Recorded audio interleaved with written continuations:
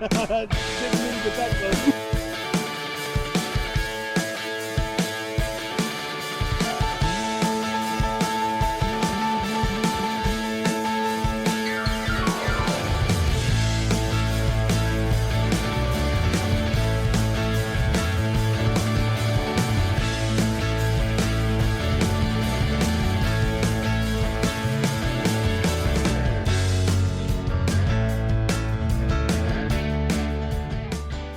Well, howdy guys, welcome back to RC Rustamod.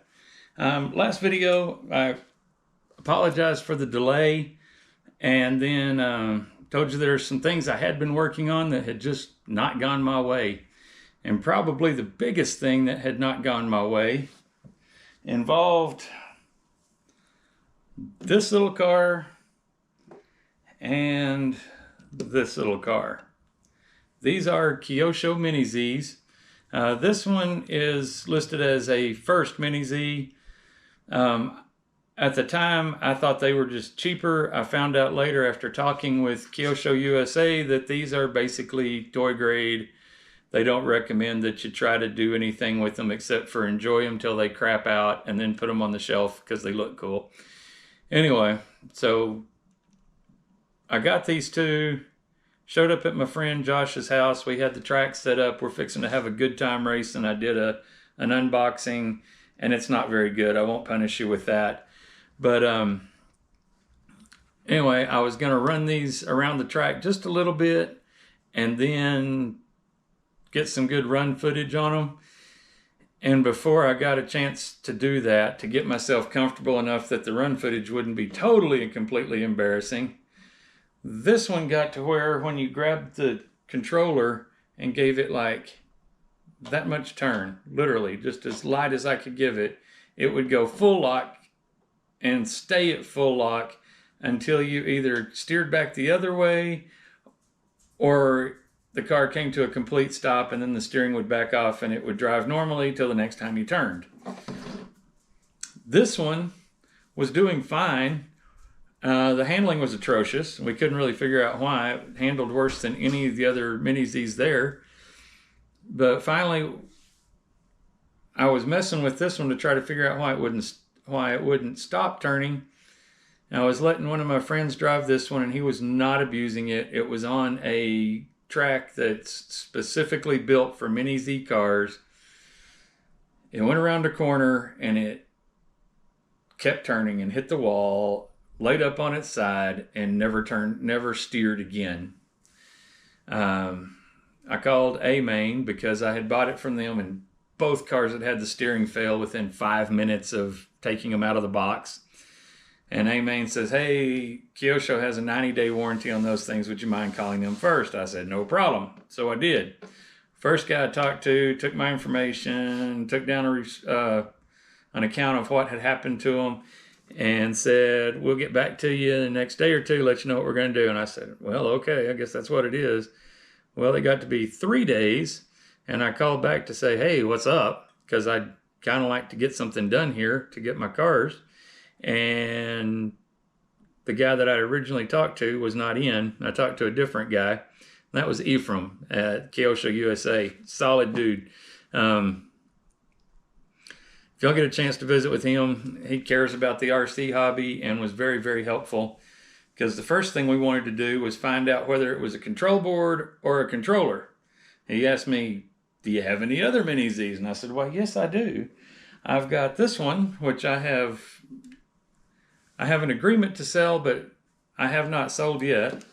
It's one that came with our track, and because we're a club run deal and I had fronted the money to purchase the track, I decided I didn't want to keep any of the cars and make it look like I had profited myself through the purchase of getting the track for our club.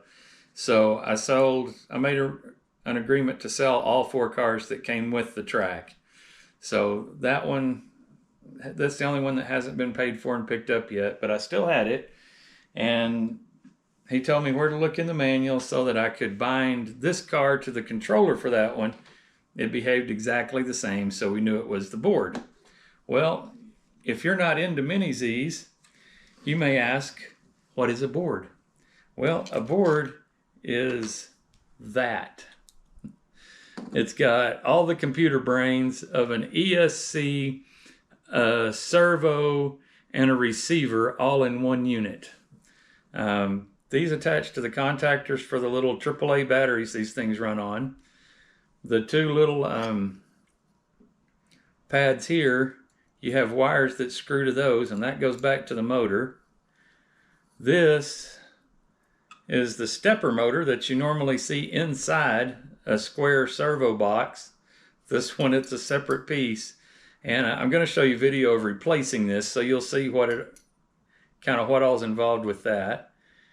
And then also from the servo, this little piece here locks into one of the pieces, and it tells all the other electronic doodads and magic stuff that goes on what center it is in the steering system, and then a power switch. So they sent me one of these, and I replaced it. Now, the only place I feel like Ephraim duped me in the least little bit, he said it was a quick, easy process, and I did not find it to be so. It was a little more difficult than that. I think he just wanted me to learn a lot about mini Z's by taking one completely apart. And if that was the goal, it worked, dude, because I took it all apart. Now, what did they do about the one that wouldn't stop turning? Well, they just sent me another one. Really, no questions asked. They didn't ask for the other one back or anything. They just put another one in the mail to me, and I appreciate that. And we'll have some fun with that. Maybe let some kids drive them when we get up and running. We'll be able to let the kids drive these little small cheap ones, because these are like $50. They look way cool. They're not bad price-wise, and the kids would feel like they were doing something, and we could get them involved. And one of the main purposes of getting the Mini Z's and the Mini Z track was to try to grow our club. And everybody knows that when the kids want to do something a lot that also looks fun to dads, that might be a good way to grow our club. So anyway, the problem on that one was solved. So I had to replace the board on this one. And anyway, here's how that went. Okay guys, when you want to work on a Mini Z, flip it up, and you have to pull the sides way more than you think you should have to get it started. It's a little frightening at first. Then once it's unclipped at the back, it just slides right out, and there's your chassis. And the board that we're replacing, you can see the connectors there. Sits underneath this part, so all this has to come off. So we'll pull out our SR Designs tool holder so that we'll have a place to put the hardware. And all the hardware on these things is Phillips. I'm using a Craftsman giveaway when I probably need to upgrade my small screwdriver set for these things.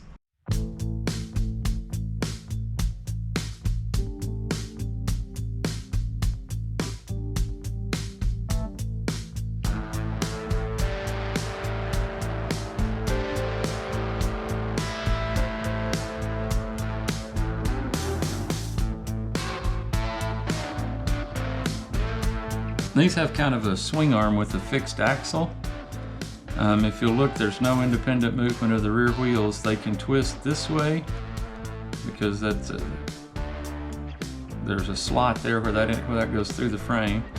And then where it goes up and down, there's a piece of plastic that's used as a leaf spring there, and you can replace it with carbon and different thicknesses to tune the cars. But that's your rear spring right there, is a single wide leaf spring in the rear, and then it's controlled on top with this acts kind of like a shock to push it back down. So the balance between this coil spring and that leaf spring on the bottom is your suspension.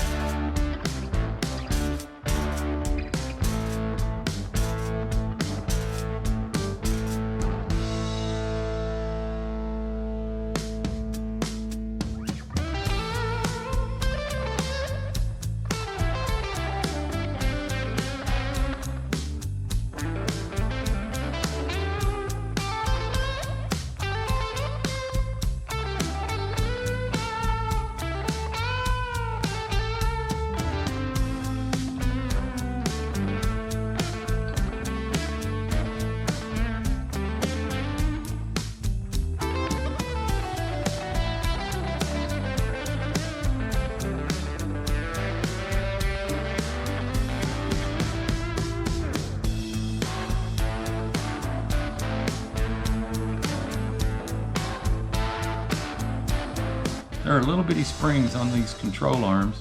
I'm going to go ahead and remove them and put them in the tray so they don't get lost.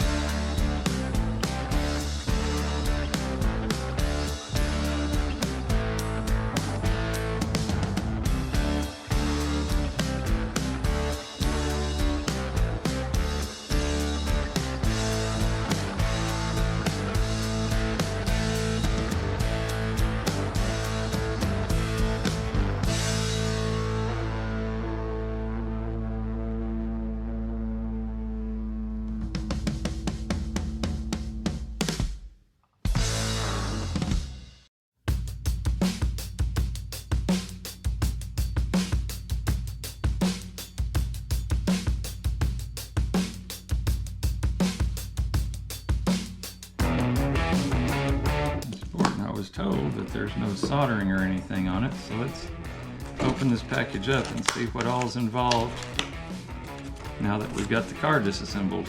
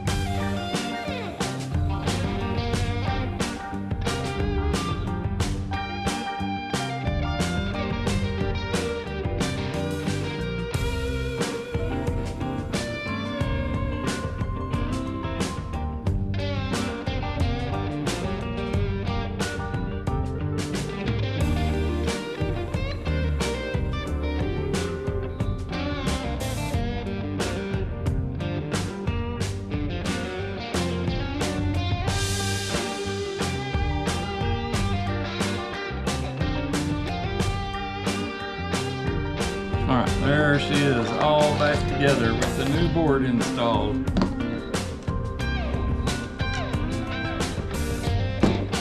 Turn it off.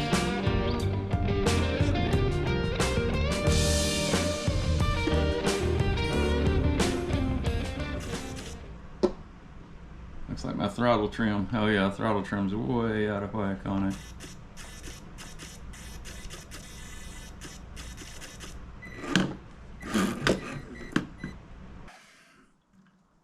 Guys, while I was working on the car, I found another little problem. At the end of the repair video you just saw, the steering was making a weird noise all the time. It was kind of bzzz. Anyway, it was making a strange noise.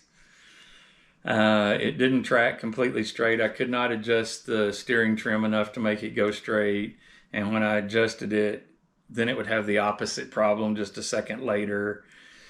And I'd also discovered that I had no front suspension. Even though there are springs and movable control arms and all the components for a suspension are there, I did not have a suspension. Whatever you pushed it down, it stayed there and would not come back up. And it was kind of sick to my stomach, but I thought, well, I'll just go edit the video, put it to bed, and I won't even bother talking about this other mess, and I'll figure it out later. Well, I just couldn't do that. So I came back in, I took it completely apart, and when I took it completely apart, I figured out that this little motor was not completely down in the little space it's designed to fit in. So I got it clicked down in there, and then once I did that, the strange buzzing noise went away and the steering was consistent at that point.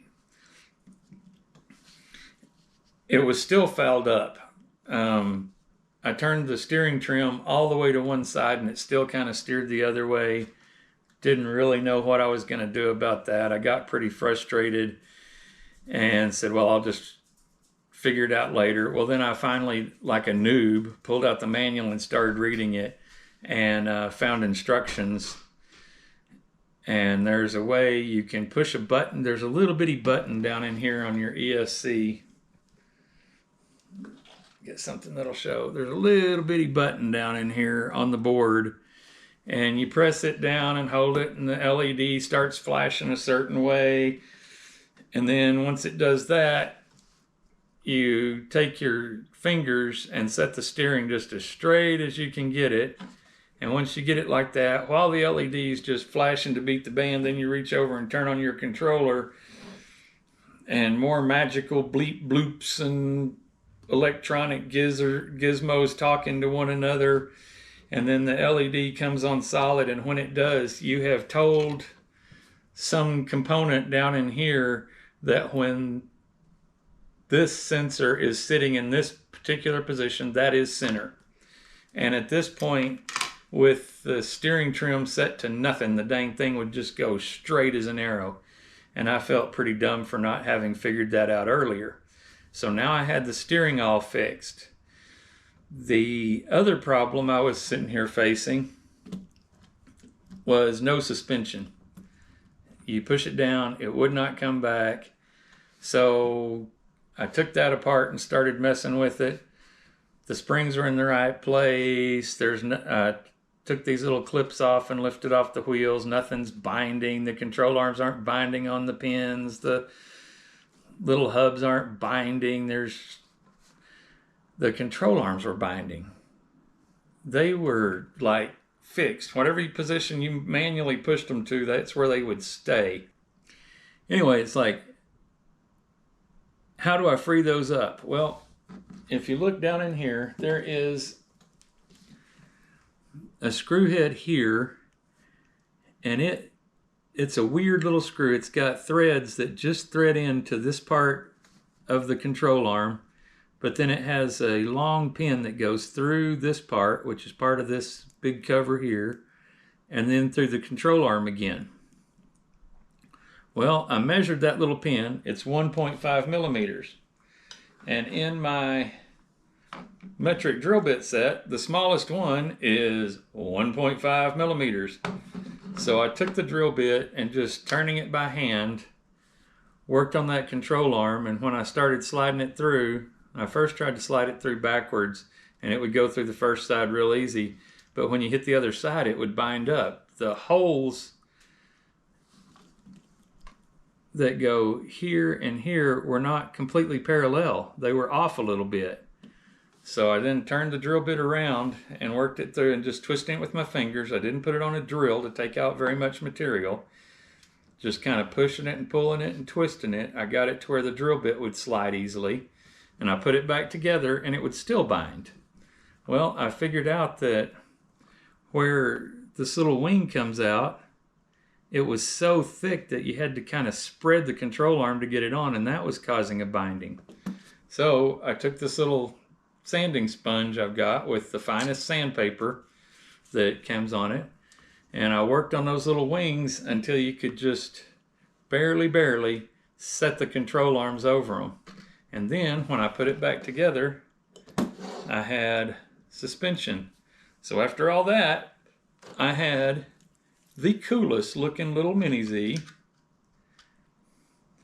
and it has steering that works and is centered up properly, and it has suspension. And I did run it across the kitchen floor. We've got a ceramic tiled kitchen floor, so it's got the 1/4-inch grout grooves and running across those. It actually has better suspension in the front than in the back now. The back would skip around a little bit, but the front was planted. So the suspension is fixed, the steering is fixed, everything works on it, and I'm a happy guy. And hopefully, on our next episode of RC Restomod, I will also be triumphant. And when that happens, I'll be sure to share it on RC Restomod.